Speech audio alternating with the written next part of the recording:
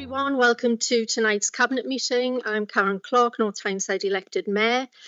Could I ask everyone to introduce themselves? Can I start from Roger over here and we'll come round this way? Thank you. I'm Roger Layton. I'm the Joint Trade Union Secretary here on behalf of the trade unions. I'm Vicky Smith, CEO of Voda, here to represent the voluntary sector. Good evening, Dawn McNally from Age UK North Tyneside, representing older people. Evening, Louise Gray, Director of Public Health. Hi everyone, Sonia Stewart from Democratic Services. Hi there, my name is Stephen Valentine. I'm the Head of Law and the Council's Monitoring Officer. Hi, I'm Peter Bennell, Director of Housing and Property Services. I'm here on behalf of Jackie Lorton. Carl Johnson, Deputy Mayor. Charlie Gray, Cabinet Member responsible for regeneration and economic development. Peter Early, Cabinet Member for supporting and protecting children. Tracy Holloway, Cabinet Member responsible for education, employability and skills. And Johnson, Cabinet Member for neighbourhoods. Hello, I'm Joanne Sharp. I'm the Cabinet Member for Public Health. Hello, I'm Councillor Willie Samuel. I'm Cabinet Member responsible for environmental sustainability. Mayor, last but not least, John Harrison, Cabinet Member for Housing. Thanks everyone. And can I just say welcome to everyone, but welcome to our new Cabinet members. And I'd just like to say a huge thank you to the outgoing members, Councillor Stephen Phillips, Councillor Sandra Graham, Councillor Joan Walker and Councillor Anthony McMullen for their dedication and commitment. So thank you. Okay, agenda item 1. Do I have any apologies for absence? Apologies from Councillor Janet Hunter and from the young Mayor Malcolm Jackson, so we won't have an update from him. Okay, thank you. Any other apologies? No, thank you. Moving on to item 2. Does anyone have any declarations of interest or notification of any dispensations granted? Can you please make it known? Yes, Councillor Sharp. Sorry, I need to declare that I'm employed by CNTW. Thank you.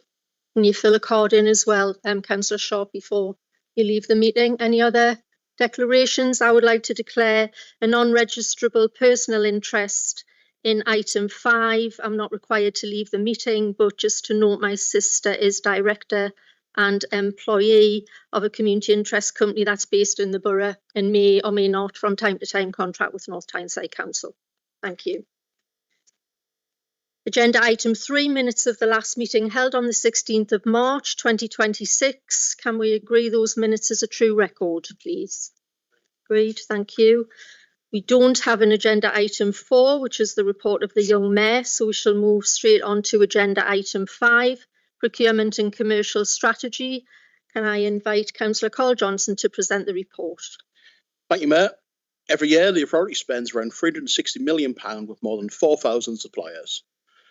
That spend shapes the services residents rely on, creates jobs, opportunities in our local economy. This report presents a refreshed procurement and commercial strategy that aims to make sure every pound we spend works harder for North Tyneside. The strategy sets out how we buy goods and services in a way that is fair, transparent and delivers real value for money. It shows how procurement has far-reaching impacts that can actively support all the ambitions in the Our North Tyneside Plan 25 to 29. Over the last few years, we've made real progress. Through engagement and training, many more local businesses now understand how our processes and feel confident bidding for work. That means more money stays in North Tyneside. We've also introduced contract management toolkit, giving stronger oversight of performance and risk. Our approach to social value has already delivered an impressive result, with over £190,000 donated to local causes and more than 4,000 hours of volunteer time from our suppliers. This strategy strengthens that work, ensuring social value is built into every appropriate contract and directly supports our priorities, including reducing health inequalities. The strategy is built around 4 clear themes.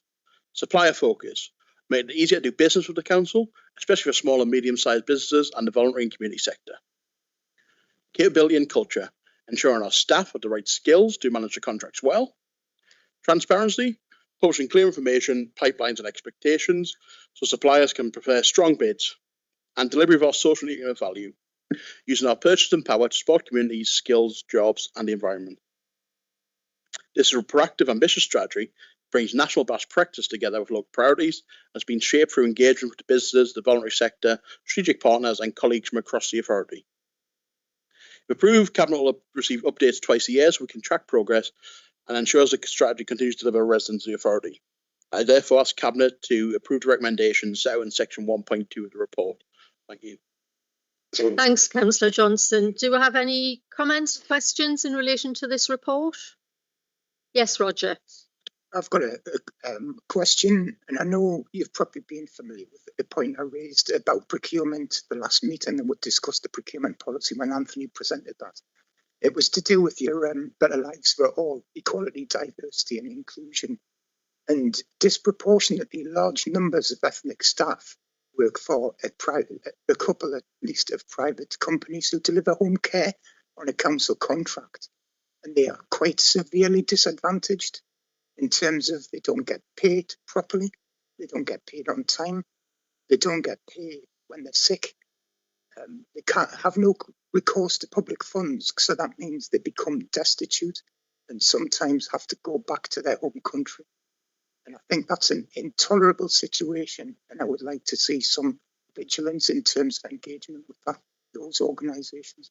We have so many cases coming from them who are Unison members that they have to be passed to the regional office to take a professional view of the case. Look, Roger, I think we always try and manage our contracts to ensure we are getting best for all people who are employed by those organisations.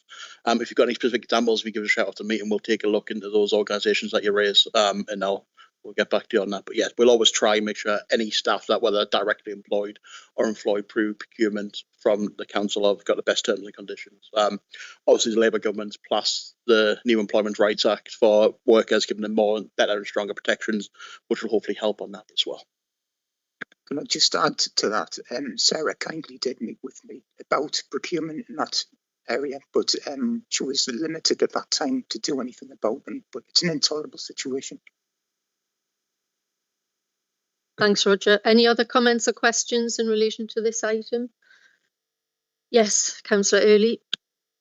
I'd just like to say how pleased I am about the continued emphasis on social value in our procurement chains, and as the Deputy Mayor has said, the amount of voluntary hours, etc., that's been provided by our suppliers in support of third sector projects is quite remarkable, I think.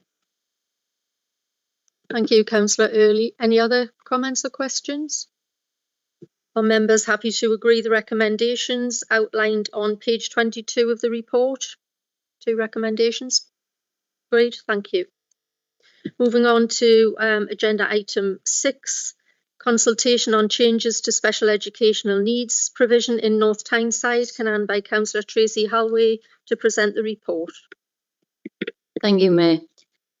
I'm pleased to present this report to Cabinet to seek approval to begin a consultation on proposed changes to special educational needs provision. We all know that needs of children and young people with special education needs and disabilities are changing. That means our provisions must too.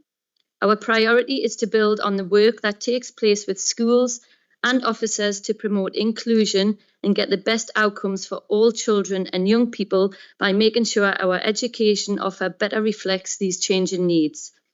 This consultation will focus on opportunities to increase places and capacity in additional resource provisions and special education needs unit in mainstream schools, as outlined in sections 1.8 to 1.14 of the report. These proposed changes are necessary to ensure that we have the right provision in the right place at the right time to meet the needs of our children. Consulting on these proposals will give schools, children and young people, their families and partner agencies the opportunity to share their views. Cabinet, I ask to note the work completed so far to align this approach with our SEND inclusion strategy and joint commissioning strategy. I would therefore ask that Cabinet to approve the recommendations as outlined in section 1.4 of the report. Thank you, Councillor Holloway. Do we have any questions or comments in relation to this report? Yes, Councillor Early.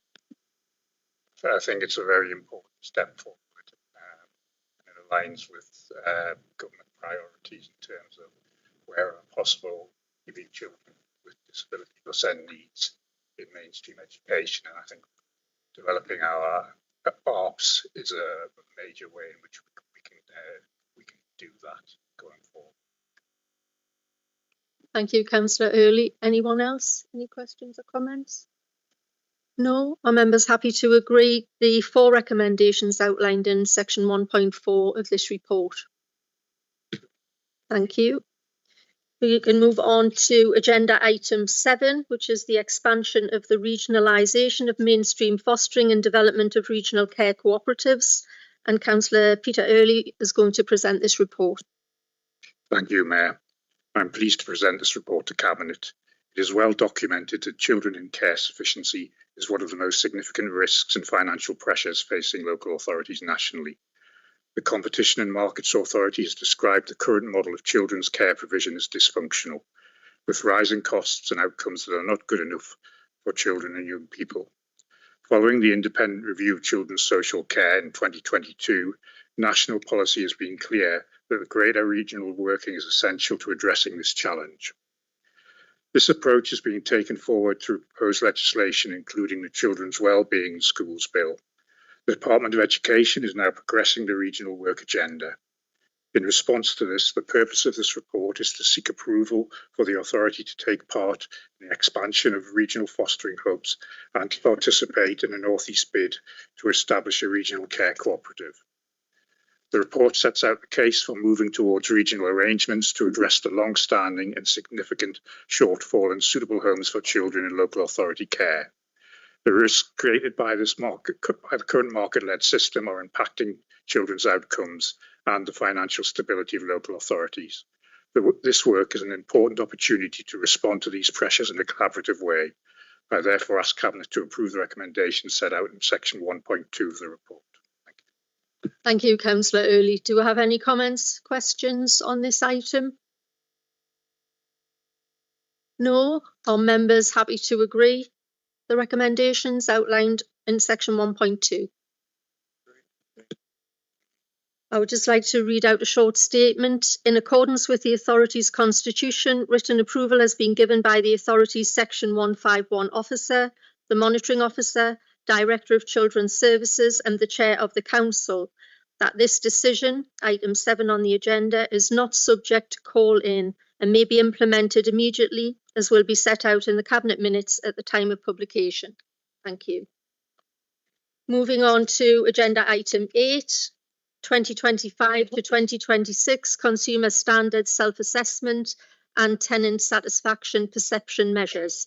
Can I invite Councillor John Harrison to present the report? Thank you, Mayor. The Social Housing Regulation 23 is designed to ensure residents of social housing are safe, listened to, live in good quality homes and have access to help when needed. The Act introduced a proactive role for the regulator to ensure registered providers comply with the consumer standards. The standards came into effect on the 1st of April 2024 and apply to all social landlords. The 5 consumer standards are safety and quality, transparency, influence and accountability, neighbourhood and community, tenancy, and the last one is competence and conduct standard. The regulator ensures compliance with the standards through a programme of inspection, and the authority is guaranteed to be inspected no later than by April 2028. We have committed to Cabinet and to our tenants that a self-assessment against the standards is carried out annually. This self-assessment report demonstrates the hard work of our teams to provide quality homes and good services to our tenants and demonstrates that the service continues to perform well against all standards, with further improvements made in the last 12 months. The self-assessment also identifies area for further service improvement. These form an accompanying action plan that that I will be responsible for overseeing over the next 12 months. Further to the self-assessment, this report provides the outcome of the 2025 to 26 tenants satisfaction measures, commonly known as TSMs, perception survey, and I'm delighted to report that the overall TSM survey results indicate increased satisfaction across all 11 of the 12 measures for the previous month. Can I just highlight, though, within that, if you look at the report, page 11, I just want to highlight on the one area that seemed to be wrong is the compliance of the science tenant satisfactory measure is 4% lower in 2024. But if you look at, we have been proactive. We believe that we've worked for improvements to actually work to increase that satisfaction level. And we've also measured ourselves against our neighbouring social housing landlords, four local authorities and 4 registered providers. And in doing so, we consider ourselves moving forward against that complaint, and I would hope to be seeing a satisfactory increase in that over the coming year. Importantly, overall tenant satisfaction has improved again, showing a 3-year trend of improvement.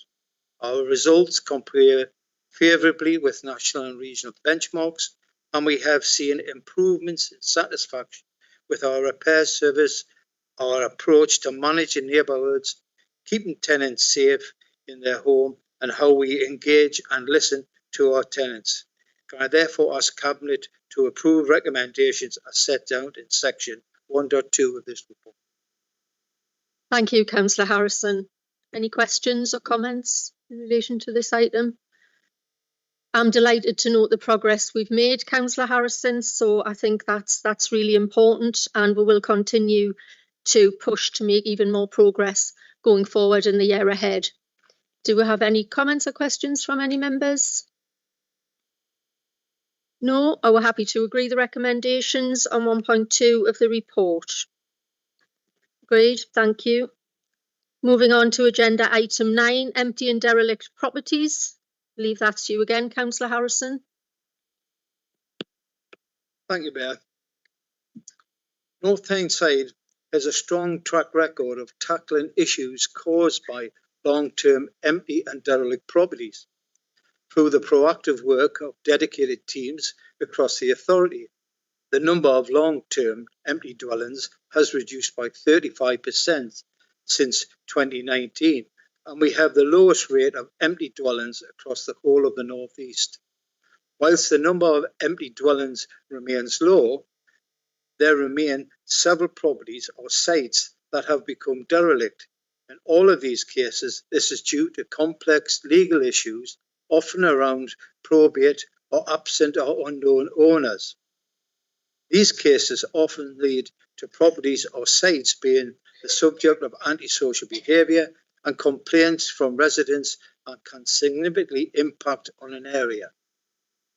A task and finish group made up of members from across the authority was appointed by the Overview and Scrutiny Coordinating Committee and Finance Committee in 2024 to review the authority's process and procedures with regard to derelict properties in the borough, and to form recommendations on areas for further focus. The 2 recommendations included establishing a cross-service pilot exercise to increase collaborative working across the council, led by the Director of Housing and Property, and 2, to consider whether targets for dealing with different types of derelict properties are appropriate. This report provides an update on the significant progress made to date. This includes the authorities securing £150,000 of grant funding to undertake a project to enhance our use of compulsory purchase orders, as well as bringing back a significant number of empty properties. It also provides detail on our use of regulatory powers through environmental health, planning enforcement and building control. This report provides further recommendations for Cabinet to consider that will improve the authority's work in this area. It is also recommended that an annual report is provided to Cabinet that publicises sites and properties that will be the focus for the following 12 months, including when necessary exercising of compulsory purchase powers. I therefore invite Cabinet to approve the recommendations as set out in section 1.2 of this report. Thanks, Councillor Harrison. Any comments or questions in relation to this item? Thank you, Councillor Early. I think this is important. Residents in to who live next door to derelict properties, and the impact of that on neighbours of those properties is very great. So I'm really pleased to see that this report is looking to increase the range of options that the council can take with regard to long-standing derelict properties. Thank you, Councillor Early. Anyone else? No, I would just like to echo those comments as well. Councillor Early has just said, I think it's really important that we are progressing again in this area. So we know that it can create a problem for people living in or next door to derelict properties, and it can be an attraction for antisocial behaviour, etc. So I think it's really important that we are progressing those actions, and I'm delighted to hear the significant progress that is being made and for the plans to implement after this pilot phase. So are we happy to agree those recommendations in 1.2 of this report? Can I just further update you? Just please do. On the 150 that we've got that grant from the North East Combined Authority Capacity Fund. In doing so, this allows the authority has employed a specialist legal firm to begin CPO proceedings, because I know a lot of areas are concerned about the CPO proceedings on 3 derelict properties and sites within the borough. And as well as undertaking a CPO activity on these 3 sites, the project will focus on increasing the authority's capacity and knowledge of the CPO process, and this will allow the authority to publish an annual report of problematic sites and properties that will be targeted for the year ahead. So that's how we're using that 150k to actually be proactive and seeking those CPO and get specialists within that. Thanks, Councillor Harrison. Again, that's really good to know, and good to know we're putting that money to excellent use in the authority. Thank you. Are we happy to agree the recommendations at 1.2 of this report? Great, thank you. We move on to agenda item 10, which is environmental crime and antisocial behaviour policy. Can I invite Councillor Carl Johnson to present the report? Thank you, Chair. The authority is required to have policies regarding antisocial behaviour and environmental crime under the Antisocial Behaviour, Crime and Policing Act 2014. The policy brings together our statutory responsibilities, our local priorities, and our commitment to protecting residents, communities, neighbourhoods from behaviours that undermine quality of life, public confidence, and the local environment. It directly supports our North Tyneside Plan 2025 to 2029 around better lives for all, the best start in life, places to be proud of, making sure that our neighbourhoods and streets are safe and secure for everyone, tackling antisocial behaviour, the police promoting zero tolerance to harm and violence to all, continuing investment in our open spaces and sustainable travel options that care for our parks, wagonways and beaches. Good work and economic growth, housing neighbourhoods are all the areas of the plan it fits into. Antisocial behaviour and environmental crime are consistently raised by residents as key concerns. When left unaddressed, they erode community pride, disproportionately affect vulnerable residents, place pressure on public services, and undermine the confidence in the council and its partners. The draft policy provides a clear and lawful framework for tackling antisocial behaviour and environmental crime, assurance that decisions are consistent, fair, and defensible, strong alignment with North Tyneside Council's priorities for safe, clean, and thriving communities, and reassurance to residents that concerns will be taken seriously. I therefore ask Cabinet to approve the draft North Tyneside Environmental Crime and Antisocial Behaviour Policy 2026 as set out in section 1.2 of the report. Thank you, Councillor Johnson. Do you have any comments or questions on this item? No, we're happy to agree that policy. Thank you. Can we move on to agenda item 11, which is the review of public space protection order, and Councillor Hannah Johnson is presenting this item. Thank you, Mayor. Public spaces protection orders are legal orders that regulate the use of our public spaces across the borough. Referred to as PSPOs, they were first introduced in October 2017. They place restrictions on dog owners and the consumption of alcohol. Cabinet is asked to approve a 4-week consultation on a proposed extension to the public spaces protection orders in place in North Tyneside. When PSPOs are made, they remain in force for a period of 3 years, after which the law would require them to be fully extended. In September 2023, Cabinet approved an initial 3-year extension of these orders, which are now due to expire in October this year. As part of the extension process, we need to undertake statutory consultation. Alongside seeking the PSPO extension, we also intend to engage with communities to explore whether there are additional issues that could be addressed by introducing new PSPOs in the future. In our previous engagement, residents have told us that they want the council to continue addressing environmental crime and tackling antisocial behaviour, particularly where it affects the day-to-day quality of life in their neighbourhoods. This work is central to the council's new neighbourhood management approach, which brings services together to focus on the issues that matter most to local communities. It directly supports our North Tyneside Plan 2025 to 2029, around particularly places to be proud of, which is about making sure our neighbourhoods and streets are safe and secure for everyone by tackling antisocial behaviour with the police and promoting zero tolerance of harm and violence to all. But also, it helps create neighbourhoods that enhance lives. I therefore ask Cabinet to approve the recommendations set out in section 1.2 of the report. You will see that following completion of the consultation exercise, the intention is to bring a report back to Cabinet so an informed decision can be taken on whether to extend the PSPOs. Thank you. Thank you, Councillor Johnson. Any questions or comments in relation to this item? No, we're happy to proceed with that. Do we agree those 3 recommendations in 1.2 of the report? Great, thank you. Okay. That concludes our business for this evening. Just to note, the date and time of the next meeting will be Monday the 22nd of June at 6 p.m. Thank you.